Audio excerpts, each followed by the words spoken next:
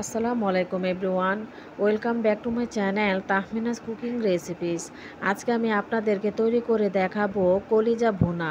অনেকে বলেন কলিজাটা রান্না করার পরে কলিজাটা অনেক বেশি রাবারের মতো হয়ে যায়। আবার অনেকে কলিজা থেকে একটা আলাদা স্মেল আসে বলে কলিজাটা খেতে পছন্দ করেন না। এজন্য আমি সব কিছুর সমস্যার সমাধান সহ এবং কিভাবে একদম মজাদার সুস্বাদু কলিজা ভুনা তৈরি করা যায় সেটাই আজকে আমি আপনাদেরকে তৈরি করে দেখাবো। আশা করছি রেসিপিটি আপনাদের কাছে ভালো লাগবে। সবার প্রথমে আমি এখানে 1 কেজি গরুর কলিজা, ফ্যাপসা এবং তিল্লি সহ নিয়েছি। আপনারা শুধুমাত্র কলিজাটা নিতে পারেন। আর আপনারা এখানে গরুর কলিজার পরিবর্তে খাসির কলিজাটাও নিতে পারেন। এখন এই কলিজাগুলোর মধ্যে প্রায় 1 লিটারের মতো পানি দিয়ে দিচ্ছি।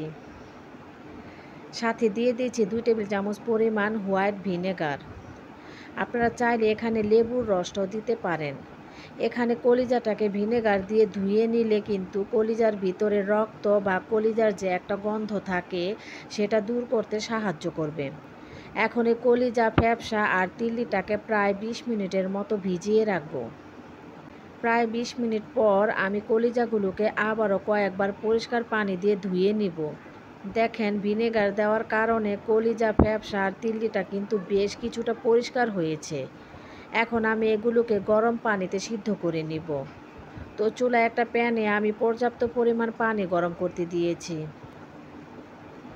পানিটা যখন বলক চলে আসবে তখন আমি এর মধ্যে কলিজা আর ফ্যাপসাগুলো দিয়ে দিয়েছি। তিল্লিটা আমি একটু পরে দিব। এবার এই কলিজা, ফ্যাপসাগুলোকে প্রায় 10 মিনিটের মতো জাল করব। জাল করতে করতে দেখবেন যে কলিজা থেকে ফেনা উঠে আসছে। তো ফেনাগুলো একটু তুলে ফেলে দিচ্ছি।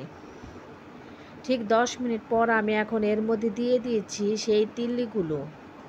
প্রায় 5 মিনিটের মতো জাল করে এখন কলিজাগুলোকে আমি ছেঁকে তুলে নিচ্ছি।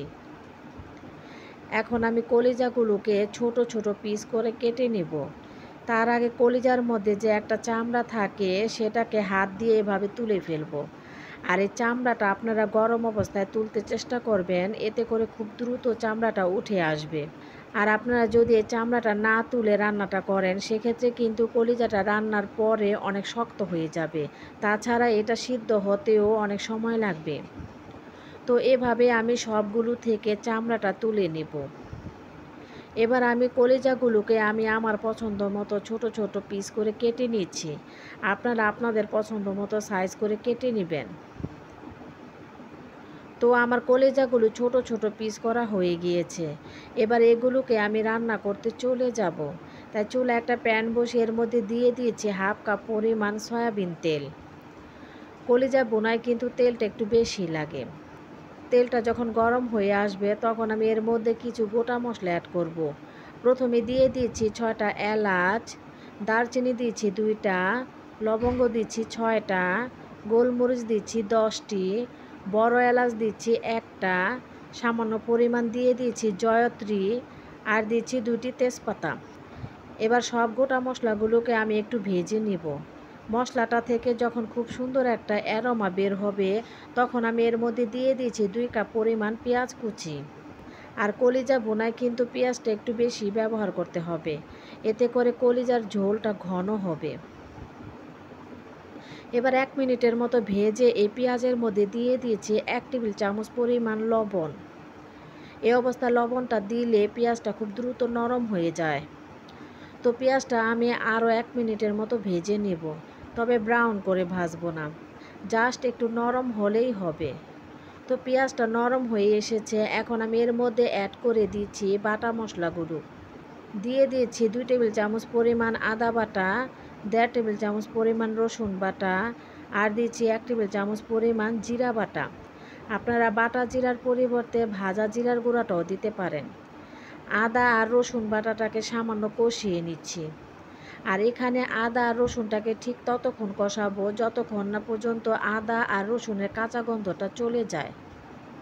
আদা আর রসুন বাটাটাকে ভালো মতো কষানোর পর এখন আমি এর মধ্যে কিছুটা গুঁড়া মশলা অ্যাড করব। প্রথমে দিয়ে দিয়েছি 1.5 টেবিল চামচ পরিমাণ লাল মরিচের গুঁড়া। আসলে আপনারা কতটুকু ঝাল খেতে চান তার উপর ডিপেন্ড করে এই মরিচের গুঁড়াটা আপনারা বাড়িয়ে বা কমিয়ে দিতে পারেন। দিয়ে দিচ্ছি 1 টেবিল চামচ পরিমাণ হলুদের গুঁড়া।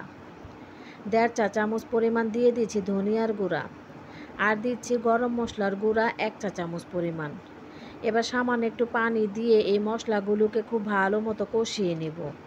মশলাটাকে যত সময় নিয়ে কষানো যাবে সেক্ষেত্রে তত বেশি কলিজা ভুনাটা মজা হবে। এবার আবারও একটু পানি দিয়ে মশলাটাকে খুব ভালো মতো কষিয়ে নিচ্ছি।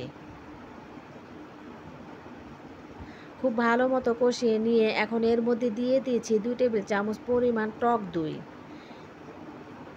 এবার এই টক দইটাকেও মশলার সাথে খুব ভালো মতো কষিয়ে নেব। টক দই দিলে কলিজাটা রান্না করার পর আর কালো হয়ে যাবে না, সেই সাথে কলিজা ভুনার স্বাদও বেড়ে যাবে। এখানে আমি মশলাটাকে প্রায় 10 মিনিটের মতো কষিয়ে নিয়েছি এবং আমার মশলাটা থেকে তেলও উঠে এসেছে। এবার আমি এর মধ্যে কলিজাগুলো দিয়ে দিচ্ছি। এবার এই কলিজাগুলোকে আমি মশলার সঙ্গে আরও 2 থেকে 3 মিনিটের মতো খুব ভালো মতো কষিয়ে নেব। এবার চুলার আঁচটাকে মিডিয়ামে রেখে একটা ঢাকনা দিয়ে ঢেকে রান্না করব প্রায় 10 মিনিটের মতো। এই 10 মিনিটের মধ্যে আমি কলিজাগুলোকে 2 বার অফ স্ক্রিনে একটু নেড়ে চেড়ে দিয়েছি। প্রায় 10 মিনিট হয়ে গিয়েছে। আমি ঢাকনাটা খুলে নিচ্ছি। আর আমার কলিজাগুলো কষানো হয়ে গিয়েছে। যখন দেখবেন পেঁয়াজগুলো নরম হয়ে গিয়ে তেলটা উপরে উঠে আসবে, তখনই আপনারা বুঝতে পারবেন যে কলিজাগুলো ভালোভাবে কষানো হয়ে গিয়েছে। ওই পর্যায়ে আমি এর মধ্যে দিয়ে দিয়েছি 2 কাপ পরিমাণ গরম পানি, যাতে করে কলিজা, ফ্যাপসা এবং তিল্লিটা খুব ভালোভাবে সিদ্ধ হয়ে যায়। এবং আমি আজকে কলিজাগুলো হালকা ঝোল রাখব। আমার চ্যানেলে আরও একটা কলিজা ভুনার রেসিপি আছে, সেটাতে বাগার দিয়েছিলাম। তবে আজকে আমি এই কলিজা ভুনা বাগার দিব না, হালকা একটু ঝোল রাখবো। এবার ঢাকনা দিয়ে ঢেকে দিলাম। আমি কলিজাগুলো সিদ্ধ হওয়া পর্যন্ত রান্না করব। কলিজাগুলোকে প্রায় আরও 20 মিনিটের মতো রান্না করেছি এবং 20 মিনিটে আমার কলিজাগুলো সিদ্ধ হয়ে গিয়েছে। এখন এর মধ্যে আমি 4টি কাঁচামরিচ দিয়ে দিচ্ছি। কাঁচামরিচটা দিলে খুব সুন্দর একটা ফ্লেভার পাওয়া যাবে। সাথে দিয়ে দিয়েছি 1/2 চা চামচ পরিমাণ গরম মশলার গুঁড়া। সব কিছু মিশিয়ে নেওয়ার পরে এবার চুলার আঁচটাকে একদম লো রেখে একটা ঢাকনা দিয়ে ঢেকে এই কলিজাগুলোকে আরও 10 মিনিটের মতো রান্না করব। যখন তেলটা এরকম উপরে উঠে আসবে আর গ্রেভিটা ঘন হয়ে যাবে, তখন বুঝতে হবে রান্নাটা হয়ে গিয়েছে। তো আমার রান্নাটা হয়ে গিয়েছে। এবার চুলাটা বন্ধ করে দিচ্ছি। এবার একটু সার্ভ করে নিচ্ছি। তো হয়ে গেল আমার আজকের কলিজা ভুনা। আর এই কলিজা ভুনাটা খেতেও ছিল অনেক বেশি সুস্বাদু। এই কলিজা ভুনাটা আপনারা খেতে পারবেন গরম ভাত, পোলাও কিংবা পরোটা রুটির সঙ্গে। আশা করি আপনারা আমার কলিজা ভুনা রেসিপিটা ফলো করে বাসায় ট্রাই করবেন। তো রেসিপিটা ভালো লেগে থাকলে অবশ্যই আমার ভিডিওটিকে একটি লাইক দিবেন, ফ্রেন্ডস এবং ফ্যামিলির সাথে ভিডিওটি শেয়ার করবেন। আর যদি আমার চ্যানেলে নতুন হয়ে থাকেন তাহলে প্লিজ আমার চ্যানেলটিকে সাবস্ক্রাইব করে পাশেই থাকবেন। আজকের মতো এখানে বিদায় নিচ্ছি। ভালো থাকবেন সবাই। আল্লাহ হাফেজ।